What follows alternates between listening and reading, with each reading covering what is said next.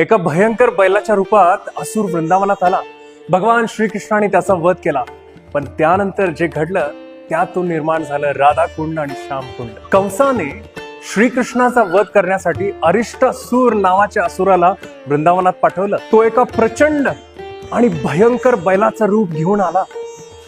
त्याच्या गर्जने ना गायी, गोप, गोपिका भयभीत झाले. तेव्हा श्रीकृष्णाने त्याचा सामना केला आणि अरिष्टासुराचा वध केला. त्यानंतर राधाराणी आणि त्यांच्या सखींनी श्रीकृष्णाला गमतीनं सांगितलं, तुम्ही एका बैलाचा वध केला आहे, त्यामुळे तुम्हाला सर्व पवित्र तीर्थामध्ये स्नान करून शुद्ध व्हावं लागेल.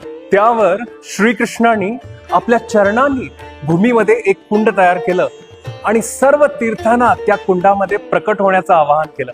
त्या कुंडाला म्हणतात श्यामकुंड.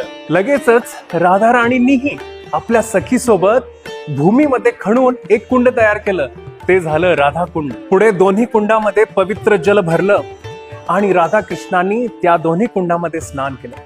आणि अशा प्रकारे वृंदावनाच्या पवित्र भूमीमध्ये प्रकट झाले राधाकुंड आणि श्यामकुंड. राधाकुंड आणि श्यामकुंड हे फक्त दोन जलाशय नाहीत, तर ते राधाकृष्णांच्या दिव्य प्रेमाची आणि वृंदावनाच्या आध्यात्मिक महिमेची आठवण करून देतात. राधाकृष्णांच्या अशाच अद्भुत आणि दिव्य लीलांसाठी श्रीकृष्ण जन्माष्टमीचा हा महोत्सव अतिशय भक्तिमय उत्सव नक्की अनुभव करूया. 4 सप्टेंबर रोजी इस्कॉन कोल्हापूर येथे आपल्या परिवारासह अवश्य या आणि श्रीकृष्ण जन्माष्टमीच्या या महामहोत्सवामध्ये सहभागी व्हा. हरे कृष्ण.